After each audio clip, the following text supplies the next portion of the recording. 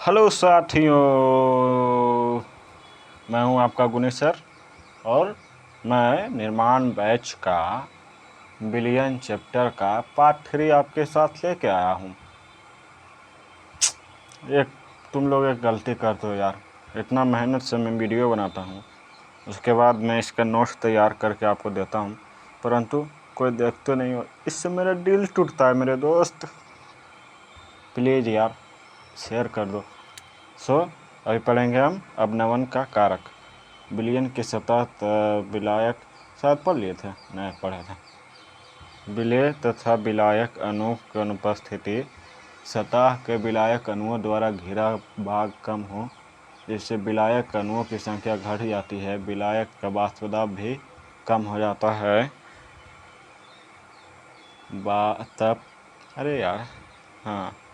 ताप पर विलयन का शुद्ध विलायक के वाष्पदाब से कम विलयन का उपस्थित अवाष्पशील विलेय की मात्रा पर निर्भर करती है, ना कि उसकी प्रकृति पर।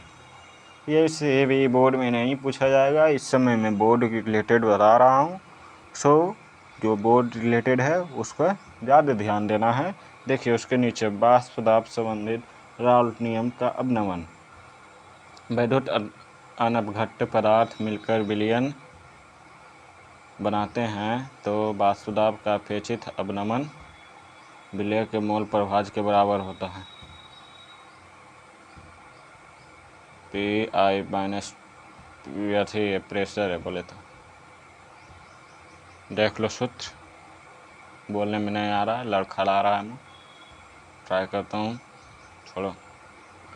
क्वथनांक का उन्नयन। अवाष्पशील पदार्थ किसी द्रव में मिलाया वायुमंडलीय दाब द्रव के वाष्पदाब में कमी आती है, विलयन का वाष्पदाब कहलाता है। क्या बोल रहा हूँ। अब वाष्पशील पदार्थ को किसी द्रव में मिलाया जाए, द्रव के वाष्पदाब में कमी आ जाती है। विलयन के वाष्पदाब को वायुमंडलीय दाब के बराबर करने पर अधिक ताप की आवश्यकता होती है, अर्थात विलयन के क्वथनांक शुद्ध विलायक की तुलना में बढ़ जाता है। इसे क्वथनांक का उन्नयन कहते हैं। इसे डेल्टा टीवी से दर्शाते हैं। देखो ये सूत्र, डेल्टा टीवी से बड़ा होता है टीवी। टीवी निर्भर करता है विलेय की मात्रा पर। डेल्टा टीवी बराबर के वी इंटू एम। के वी हो जाएगा क्वथनांक का उन्नयन स्थिरांक और एम हो जाएगा मोलल, और डेल्टा वी क्वथनांक का परिवर्तन। ये उसका सूत्र है और ये कुछ इसका ग्राफ है, क्वथनांक उन्नयन का वाष्पदाब का ग्राफ। इसे पूछेगा उसका ग्राफ बताइए, तो ये जो ग्राफ है इसे देख लीजिए, इसे स्क्रीनशॉट ले लीजिएगा और इसे ही छाप दीजिएगा। हिमांक वह ताप है जिस पर द्रव अवस्था का वाष्पदाब ठोस अवस्था के वाष्पदाब के बराबर होता है, अर्थात एक विलयन को तभी हिमीकरण होता है जब उसका वाष्पदाब ठोस विलायक के वाष्पदाब के बराबर होता है। हिमांक में अवनमन। अवाष्पशील विलेय में विलायक में घोलते हैं तो विलयन के वाष्पदाब विलायक से कम होता है, अतः विलयन विलायक से कम ताप पर जमता है। हिमांक में कमी को हिमांक का अवनमन कहते हैं। इसे डेल्टा टीएफ से दर्शाते हैं। और मुझे एक ज़रूरी काम करना है, सो प्लीज़ 20 सेकेंड तक ले वेट कीजिए, मैं तुरंत ही आ रहा हूँ। अभी स्क्रीन डार्क हो जाएगा, इसीलिए मुझे माफ़ कीजिएगा, मैं तुरंत आ रहा हूँ। जुड़े रहिए, आ रहा हूँ।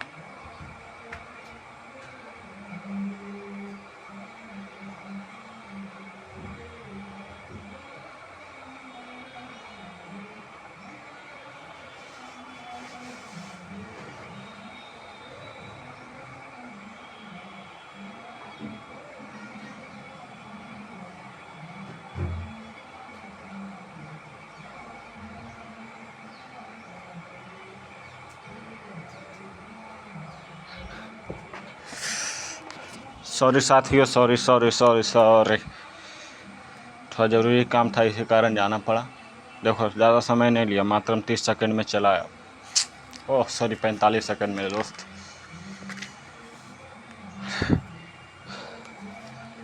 प्रासरण दाब। अभी मैं अर्धप्रगम्य झिल्ली के बारे में आपको बताऊंगा पहले, सो देखिए, बहुत इम्पोर्टेंट है परीक्षा को लेकर के। प्रासरण दाब अर्धप्रगम्य झिल्ली, इसमें से होकर केवल विलायक के अणु ही गुजर सकते हैं, विलेय की नहीं। क्या समझे? कुछ नहीं, चलो अब फिर समझाते हैं। अर्धप्रगम्य झिल्ली जो होता है, उससे केवल विलायक के अणु जा सकते। विलायक मतलब बोले तो जिसकी मात्रा ज़्यादा होती है, हम लोग पहले लेक्चर में ही बता चुके हैं बच्चों। सो प्लीज़ पढ़ने पर ध्यान दो। विलेय इससे नहीं जा सकता, इतना मुहिम होता है ना दोस्त, क्या बताओ। चलो इसे याद कर लेना। अप्रासरण अर्धप्रगम्य झिल्ली से होकर विलायक के कणों का अधिक सांद्रता से विलायक की कम सांद्रता की ओर गमन प्रासरण कहलाता है। क्या समझे? अधिक सांद्रता से कम सांद्रता की ओर जब ये विलायक जाता है, उसे ही प्रासरण कहते हैं। उल्टा प्रासरण, प्रासरण की क्रिया को रोकने के लिए दाब,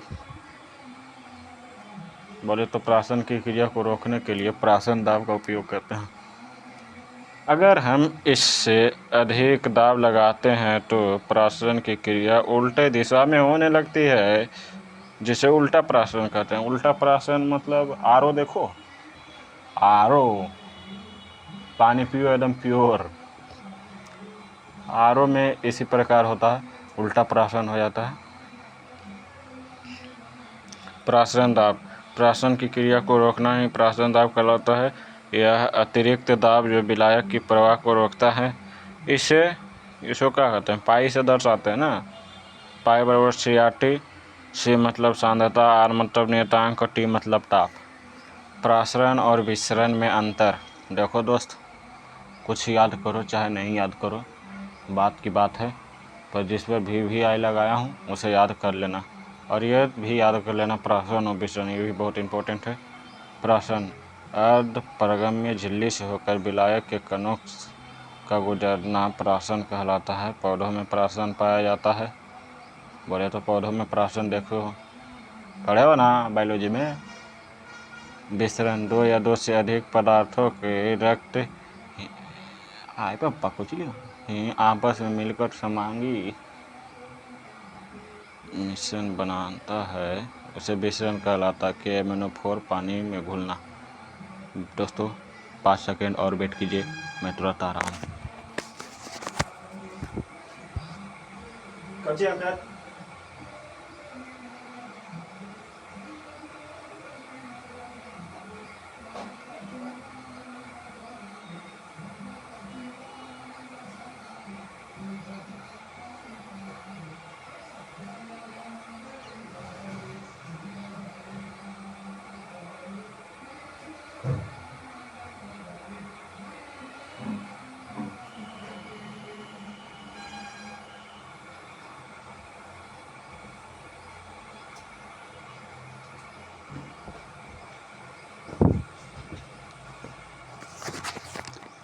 इस बार सॉरी नहीं बोलूँगा, तुम्हें खुद ही माफ़ करना पड़ेगा।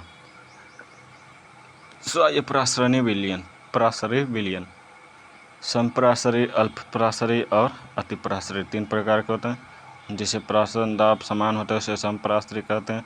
अल्पप्रासरी जिसमें विलयन का प्रासरण दाब कम होता है, और अतिप्रासरी में जिस विलयन का प्रासरण दाब अधिक होता है उसे अतिप्रासरी कहते हैं। देखो सब कुछ इसके नाम से ही पता चल रहा है। सब मतलब समान, अल्प मतलब कम, अति मतलब अधिक। बांटहॉफ का गुणांक, इसे बांटहॉफ ने दिया था। विलेय के वियोजन की मात्रा या संगुणन की मात्रा ज्ञात की जाती है। बराबर संगुणन या वियोजन के पश्चात कणों की संख्या बटा संगुणन के वियोजन के पूर्व या पहले कणों की संख्या। उदाहरण में NaCl Na+ हो जाएगा, ये तो जानते हो, और Cl- सो ये देखो NaCl पूरा 1 मोल है, इसको जब तोड़ेंगे तो Na प्लस आयन में चल जाएगा Cl माइनस आयन में, तो Na 1 मोल हो जाएगा और Cl माइनस 1 मोल हो जाएगा। सो इधर 2/1 कर देंगे, ये क्योंकि 1 है तो 1 कर देंगे, इसका बॉन्ड गुणांक 2 आ जाएगा। अनुसंख्या के गुणधर्म की गणना। असमान मूलर द्रव्यमान। विलयन में विलेय के वियोजन या संगुणन के कारण सैद्धांतिक मूलर द्रव्यमान से भिन्न होता है। यह वियोजन या संगुणन विलेय के कणों के साथ है, या फिर से यह वियोजन या संगुणन के विलेय के कणों के साथ कणों की संख्या को बदल देता है, जिसके असमान मोलर द्रव्यमान देखने को मिलते हैं। यह अनुसंख्य गुणधर्म को प्रभावित करता है। इसे एक बार रिवीजन कर लीजिएगा दोस्तों। आप लोग मुझे कमेंट में बताइएगा कि वीडियो कैसा लगा। और दूसरी बात, अरे यार नोट्स भी तुम लोग लिख लेना, ये तो बताओ मैं कैसे तुम्हें नोट्स प्रोवाइड करूं। ये सब बात मुझे कमेंट में बता दीजिएगा प्लीज़ यार, वीडियो देखा करो।